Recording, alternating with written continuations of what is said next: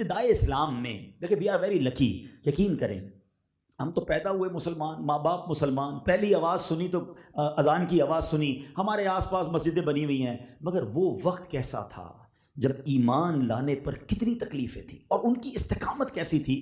حضرت عبداللہ بن عباس رضی اللہ تعالیٰ روایت کرتے ہیں، ایک واقعہ ذرا غور سے سنیے گا، لرزا دیتا ہے یہ واقعہ، کہ روم کی جب جنگ تھی مسلمانوں کے ساتھ صحابی رسول حضرت عبداللہ ابن حذافہ سہمی کو بھی قید کر لیا گیا.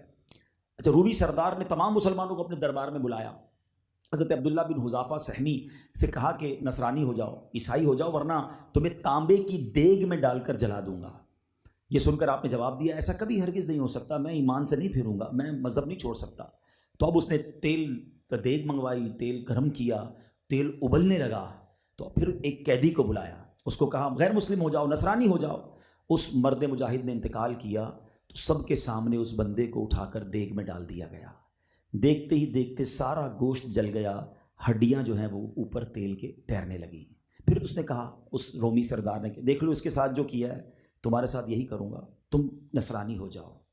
اس نے کہا کہ نہیں. اب کیا کیا؟ حکم دیا کہ اب ان کو بھی تیل میں ڈال دو. جلادوں نے پکڑا، آپ کو تیل کے قریب لے گئے تو اب آپ نے اچانک رونا شروع کر دیا. جلادوں نے بتایا کہ یہ قیدی تو رونے لگ گئے ہیں، تو واپس بلایا، کہا لگتا ہے کوئی چینجنگ آ رہی ہے پلان میں، گھبرا گئے ہیں، موت قریب آ گئی ہے. کہا بتاؤ کیوں رو رہے ہو؟ اگر کہتے ہو تو میں نہیں چلاتا تمہیں، اسلام چھوڑ دو اور نصرانی مذہب اختیار کرو. کہتے تم یہ سمجھ رہے ہو کہ میں موت کے خوف سے رو رہا ہوں؟ خدا کی قسم موت کے خوف سے نہیں رو رہا، میں تو اس لیے رو رہا ہوں کہ میرے جسم میں صرف ایک جان کیوں ہے جو میں دین اسلام پر آج قربان کر رہا ہوں. مجھے تو یہ پسند تھا کہ کاش 100 جانیں ہوتی اور آج ایک ایک کر کے ساری جانیں اللہ کے نام پر قربان کر دیتا.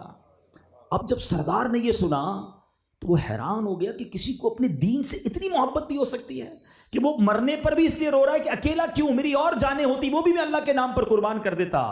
تو اب اس نے ایک اور آفر کی، کہتا ہے اچھا ایسا کرو، جلاتا نہیں ہوں، تم نصرانی مذہب اختیار کر لو، میری بڑی حسین و جمیل بیٹی ہے، میں اس سے شادی کر دیتا ہوں اور حکومت میں بھی تمہیں حصہ دوں گا. کہتے میں کسی صورت اسلام نہیں چھوڑ سکتا.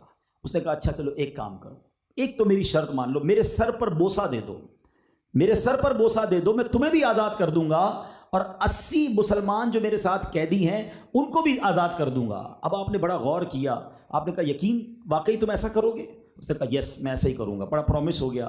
آپ نے سوچا کہ صرف میری جان کا معاملہ نہیں ہے، 80 مسلمانوں کی جانوں کا معاملہ ہے. آپ نے کہتے نا کہ بادل ناخواستہ اس کے پیشانی پر بوسہ دیا، حسب وعدہ اس نے آپ کو بھی چھوڑ دیا، 80 قیدیوں کو بھی چھوڑ دیا. جب یہ تمام مجاہدین امیر المومنین کے پاس پہنچے اور سارا واقعہ بیان کیا، حضرت عمر فاروق کھڑے ہو گئے اور حضرت حذافہ کے چہرے کا بوسہ حضرت عمر فاروق نے دیا. اللہ اکبر. دیکھیں میں اور آپ نعت میں یہ شعر پڑھتے ہیں کہ کروں تیرے نام پہ جاں فدا، نہ بس ایک جاں دو جہاں فدا، دو جہاں سے بھی نہیں جی بھرا، کروں کیا کروڑوں جہاں نہیں. یہ بولنا آسان ہے مگر صحابہ نے یہ کر دکھایا. جب جب موقع آیا صحابہ نے یہ نہیں دیکھا کہ ہماری جان قربان ہو جائے گی، ہمارا مال قربان ہو جائے گا. انہوں نے ہر چیز سے زیادہ اگر کسی چیز کو فوقیت دی تو اللہ اور اس کے رسول کے پیغام کو اور دین متین کو فوقیت دی.